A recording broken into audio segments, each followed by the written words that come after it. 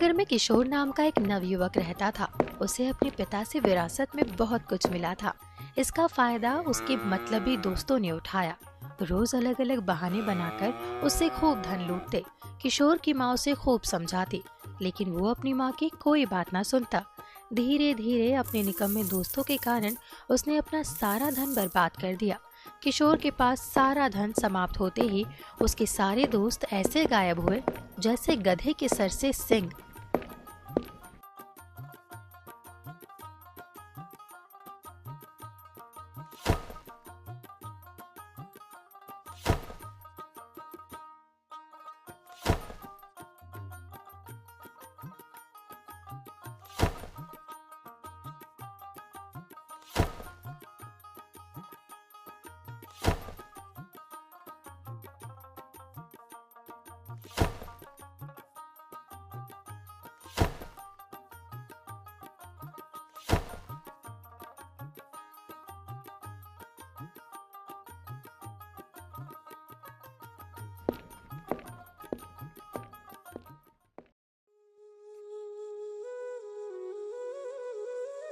बेटा, दुखी होने से अब कोई लाभ नहीं है। जो होना था वो तो हो चुका। अगर तुमने मेरी बात मानी होती तो आज तुम्हें ये दिन नहीं देखना पड़ता।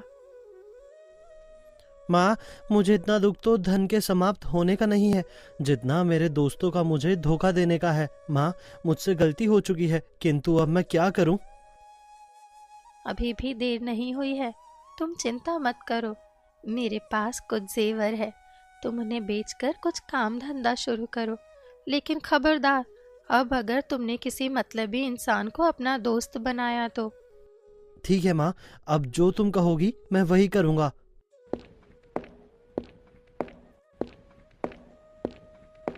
किशोर ने अपनी माँ की बात मान ली और अपनी माँ के जेवर बेचकर नया कारोबार शुरू कर दिया। कुछ ही दिनों में उसका कारोबार बहुत ही अच्छा चलने लगा, लेकिन अब अपने पुराने दोस्तों से मिलने की आदत की वजह से किशोर बेचैन रहने लगा।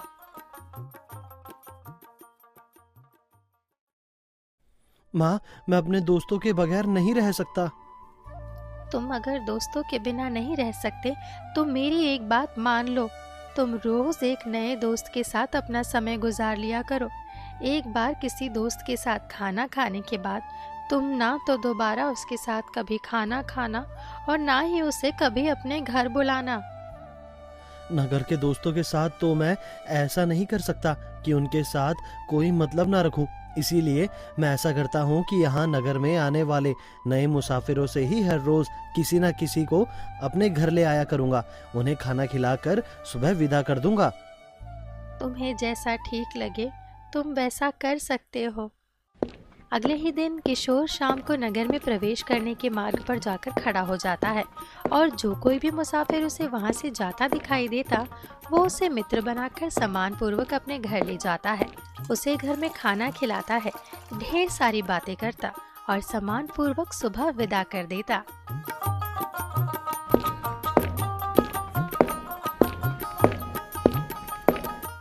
देखा, मैंने कहा था ना कि धीरे धीरे तुम्हारा उन मतलबी दोस्तों से पीछा छूट जाएगा। तुमने ठीक कहा था माँ, मुझे नए नए दोस्त बनाने में बहुत अच्छा लगता है और मेरा मन भी प्रसन्न रहता है। एक दिन किशोर जब किसी नए मुसाफिर के इंतजार में बैठा था तो उसे सामने से एक सौदागर अपने नौकर के साथ आता दिखाई दिया।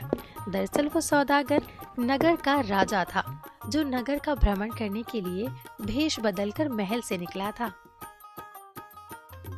प्रणाम मित्र, क्या तुम आज मेरे घर चलकर वहीं पर भोजन कर सकते हो? तुम कौन हो और मुझे भोजन का निमंत्रण क्यों दे रहे हो?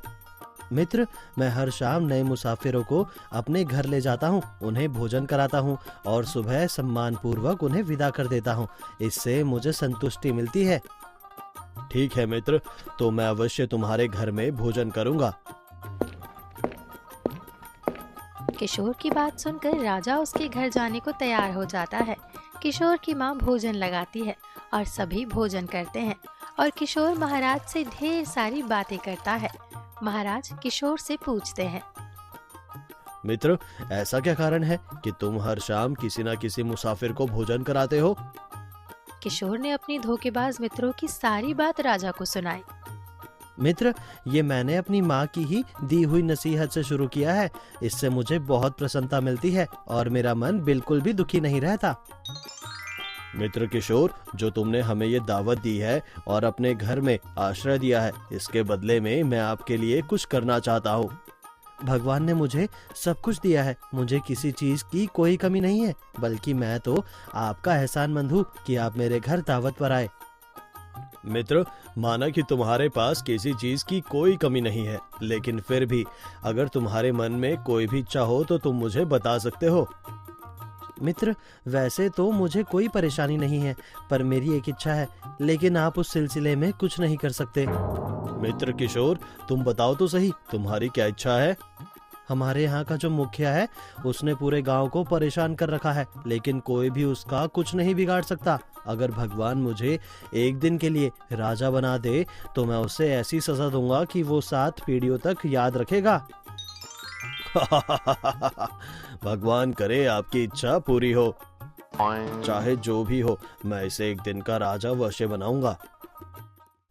फिर सभी सोने के लिए चले गए। राजा ने अपने नौकर से बेहोशी की दवा मंगाई और किशोर से छुपाकर उसके ग्लास में डाल दी और वापस किशोर के पास आकर कहने लगे, लो भाई किशोर, तुम भी अपना दूध पी लो, फिर सोने के लिए जाओ। किशोर ने वो ग्लास अपने हाथ में लिया और घट घट कर सारा दूध पी लिया। थोड़ी ही देर में किशोर बेहोश हो गया तो महाराज ने अपने नौकर को उसे महल ले जाने का आदेश दिया और स्वयं भी महल पहुंच गए। सभी मेरी बात ध्यान से सुनो। किशोर के कपड़े उतार कर उसे राजा की पोशाक पहना दी जाए और राजा के ही बिस्तर पर लेटा दिया जाए। कल शाम तक किशोर को ही राजा समझकर उसका पूरा सम्मान किया जाए। और मंत्री जी, कल ये व्यक्ति मेरी जगह दरबार में बैठेगा। इसके हुक्म का पालन ऐसे किया जाए जैसे मेरे हुक्म का पालन किया जाता है।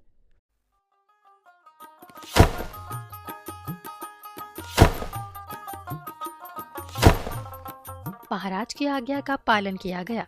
किशोर को शाही पोशाक पहनाकर बिस्तर पर लेटा दिया गया। सुबह हुई तो एक नौकर ने किशोर को जागते हुए कहा, महाराज की जय हो। महाराज, सुबह हो गई है, अब आप स्नान करके दरबार में चलने के लिए तैयार हो जाएं। किशोर ने ये सुना तो वो सन्न रह गया। इधर उधर देखकर सोचने लगा, ये मैं कहाँ गया हूँ और ये कौन है जो मुझे जगा रहा है? मैंने ये किस प्रकार के वस्त्र पहने हैं? कहीं मैं स्वप्न तो नहीं देख रहा? हाँ, कल सौदागर से बात करते हुए राजा का जिक्र किया था। लगता है मैं वही स्वप्न देख रहा हूँ। राजा साहब, जल्दी से उठिए, सभी दरबारी आपका इंतजार कर रहे हैं। क्या भगवान ने मुझे सच में राजा बनवा दिया? किंतु ऐसा कैसे हो सकता है? देखो भाई, तुम्हें कोई गलतफहमी हुई है, मैं कोई राजा वाजा नहीं हूँ। ये कैसे हो सकता है महाराज कि मैं आपका गुलाम आपको भूल जाऊं? लगता है आज आपने कोई बुरा सपना देखा है।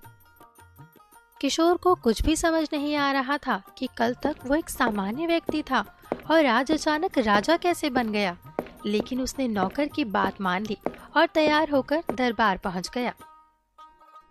महाराज की जय हो। आपने क्या हुक्म किया है महाराज? क्या फरियादी पेश किया जाए? सर्वप्रथम मेरा आदेश है कि इस नगर के मुखिया को देश निकाला दे दिया जाए और उसे कहा जाए कि ये तुम्हारी सजा है जो तुमने राजगढ़ के गांव वालों को परेशान कर रखा है। इसके साथ ही राजगढ़ में रह रहे एक व्यक्ति किशोर की मां को 1000 स्वर्ण मुद्राएं दी जाए।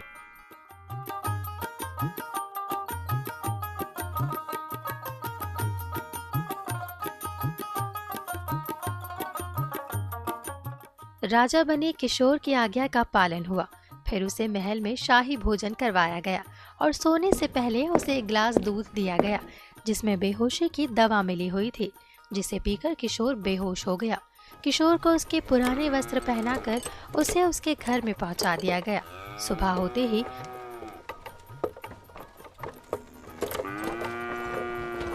किशोर की आंख खुली तो वो आश्चर्य में पड़ गया। सैनिक, सैनिक, दासियां, सभी कहाँ हो? जल्दी आओ। किशोर जोर जोर से सभी को आवाज देता रहा, लेकिन कोई भी नहीं आया। थोड़ी देर बाद उसकी माँ उसके सामने उपस्थित हुई। क्या हुआ बेटा? हाँ किशोर, तुम ये बहकी बहकी बातें क्यों कर रहे हो? तुम किसे अपना बेटा कह रही हो? ये क्या, तुम अपनी माँ को नहीं पहचान रहे हो? कौन किशोर? अब तो मैं इस राज्य का राजा हूँ। क्या मेरा बेटा पागल हो चुका है जो ऐसी बहकी बहकी बातें कर रहा है? बेटा किशोर, तुम ऐसी पागलों वाली बातें मत करो। अगर किसी ने सुन लिया तो हमारी शामत आ जाएगी। और तुझे पता भी है, इस राज्य के राजा ने मुसाफिरों को भोजन कराने के लिए हमें इनाम में 1000 स्वर्ण मुद्राएं दी है। माँ, मैं ही तो राजा हूँ। मैंने ही तो आपको 1000 स्वर्ण मुद्राएं देने का आदेश दिया था। बेटा किशोर, अगर तुम्हारी ऐसी अजीब बातें पड़ोसियों ने सुन ली तो वो तुम्हें पागल खाने डलवा देंगे। क्या मैं सच में किशोर हूँ? हाँ बेटा, तू मेरा बेटा किशोर है। किशोर को कुछ भी समझ नहीं आ रहा था और अब वो बहुत परेशान रहने लगा। ना तो कारोबार को देखने जाता और ना ही नए मुसाफिरों को भोजन करवाता। बेटा, मुझे लगता है तुम्हें मुसाफिरों को फिर से भोजन करवाना प्रारंभ कर देना चाहिए। इसी से तुम्हारी समस्या का समाधान होगा और तुम्हारा मन भी शांत रहेगा। तुम ठीक कहती हो माँ। नए मुसाफिरों को अपना मित्र बनाकर अपने दिल की बातें करूंगा तो परेशानियां स्वयं ही समाप्त हो जाएंगी। ये सोचकर किशोर नगर में प्रवेश करने के मार्ग पर खड़े होकर नए मुसाफिरों का इंतजार करने लगा। कुछ देर इंतजार करने के बाद उसे सामने से वही सौदागर जो उस नगर के राजा थे आते हुए दिखाई दिए। लेकिन उन्हें देखकर किशोर ने मुंह फेर लिया तो राजा ने कहा, किशोर, पुरानी बातें भूल जाओ। मैं आज रात भी तुम्हारे घर पर ही बिताना चाहता हूँ। नहीं, मैं आपको अपने घर नहीं ले जा सकता। आपको घर ले जाने के कारण ही मेरे साथ कुछ अजीब घटनाएं होने लगी। मैं जानता हूँ तुम्हारे साथ क्या क्या हुआ, लेकिन आपको कैसे पता कि मेरे साथ क्या हुआ? किशोर, दरअसल मैं ही इस नगर का राजा हूँ। मैं ही भेष बदल कर नगर के भ्रमण पर निकला था तो तुम्हारे घर आया था और मैंने ही तुम्हारे दूध में बेहोशी की दवा मिलाकर तुम्हें अपने महल में पहुंचा दिया था। महाराज ने बाकी सारी कहानी विस्तार पूर्वक किशोर को बताते हुए कहा, क्योंकि तुम एक दिन के राजा बनकर मुखिया को दंड देना चाहते थे, इसीलिए मैंने तुम्हें एक दिन का राजा बनाया था। परंतु सच मानो तो तुम एक बहुत ही सच्चे और ईमानदार इंसान हो, इसीलिए मैं चाहता हूँ कि तुम मेरे महल चलकर नौकरी करो। आपका बहुत बहुत धन्यवाद महाराज। आपने तो मेरी सारी परेशानियां दूर कर दी। महाराज, आप सच में बहुत दयालु हैं। मैं अवश्य ही आपके महल में नौकरी करूंगा। अगले ही दिन से किशोर ने महल में नौकरी करना शुरू कर दिया। अब किशोर और उसकी माँ के दिन बड़े ही सुख से गुजरने लगे।